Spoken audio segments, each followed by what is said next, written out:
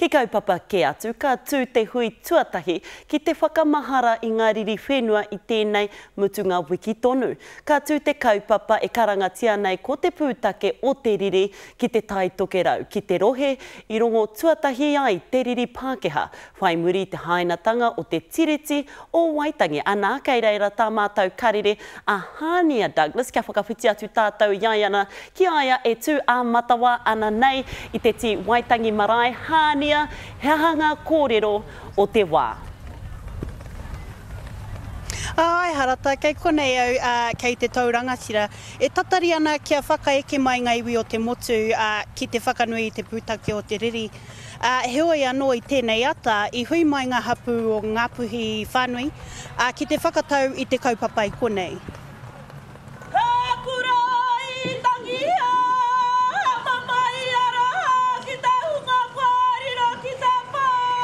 He whakatau i te Māori o te kaupapa, te pūtake o te riri ki te ti Waitangi. Koe tēnei te rā kia taupai ai ngā ngākau me ngā hinengaro o te iwi whānui e hare mai ana ki te hui. I runga anō i te taha wairua, i runga anō i ngā tikanga o ngā tupuna, kia tautika ai ngā ngākau o ngā tāngata i mua i te timatatanga, te rukutanga atu ki roto i te kaupapa. I kaupapa nui, mā tātou katoa. Nō reira, hari ana tupuni kōkiri ki te tautoko.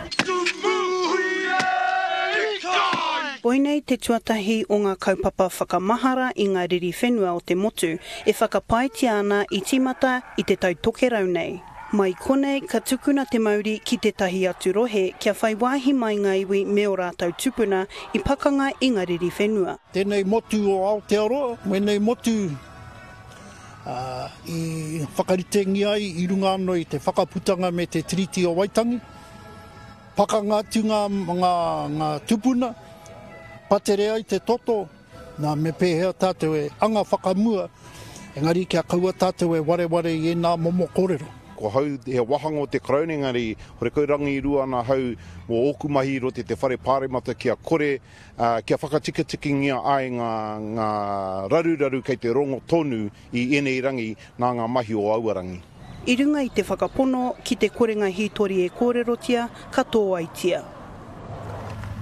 Nō reira Hānia, aine ake ka mutu ngā mahi ōkawa o te marae, he hanga whakaritenga mō ngā rā e toru e rua. Ko te whakaritenga muri mai i enei mahi ōkawa, ka kauhautia ngā hitori o ngā riri whenua o Ngāpuhi ake, engari a pōpō ka whaiwā ngā iwi ki te kōrero i ngā hitori o rātau ake iwi, o rātau ake tupuna. Anā e ai ki te kōrero he kaupapa nui hoki ka tū hei te rātapu. Ai, a te rātapu tū ai te whakamahara ki te pakanga i putake i Kororareka, e ai ki ngā hitori ana, koia hoki te pakanga tuatahi o ngā riri whenua, nā reira ka whakamaharatia tērā ki te tahi kaupapa hei te atatū i Kororareka tonu. Tēnā koe Hānia i ēnā whakamārama.